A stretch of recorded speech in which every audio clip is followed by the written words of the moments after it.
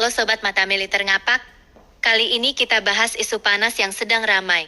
Rencana Indonesia untuk mengakuisisi kapal induk Giuseppe Garibaldi dari Italia. Kapal ini adalah kapal induk legendaris milik Angkatan Laut Italia yang resmi dipensiunkan pada tahun 2022, setelah lebih dari 35 tahun beroperasi. Walaupun bukan kapal baru, Giuseppe Garibaldi punya segudang potensi yang bisa dimanfaatkan Indonesia. Kapal induk ini memiliki panjang sekitar 180 meter, bobot penuh lebih dari 13.000 ton, dan mampu melaju hingga kecepatan 30 knot. Artinya, secara mobilitas kapal ini masih sangat bisa diandalkan untuk operasi di laut lepas, terutama dalam menjaga perairan strategis Indonesia.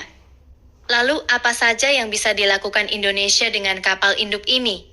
Pertama, Garibaldi bisa menjadi basis operasi drone modern.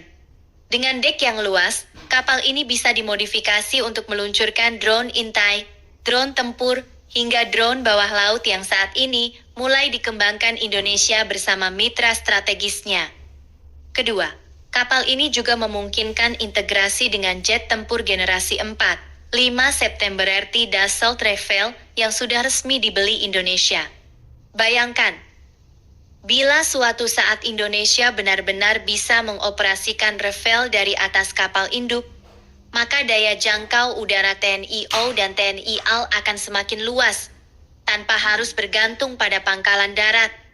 Ketiga, kapal induk ini bisa menjadi pusat komando laut yang mendukung kapal-kapal perang lain, seperti fregat, korvet, bahkan kapal cepat rudal kelas Banyuwangi, yang baru saja masuk armada TNI AL.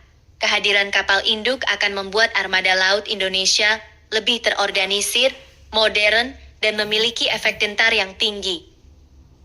Namun, tentu saja ada tantangan besar. Giuseppe Garibaldi sudah masuk usia tua, dengan sisa masa pakai hanya sekitar 20-30 tahun saja. Itu artinya, biaya perawatan dan modernisasi tidak akan sedikit. Indonesia harus menghitung matang-matang apakah investasi ini sebanding dengan manfaat strategis yang akan didapat. Di sisi lain, kehadiran kapal induk, meskipun bukan yang terbaru, akan memberi pengalaman berharga bagi TNI AL. Indonesia bisa belajar mengoperasikan kapal induk, menyiapkan infrastruktur pendukung, hingga melatih personel untuk menghadapi era operasi laut modern.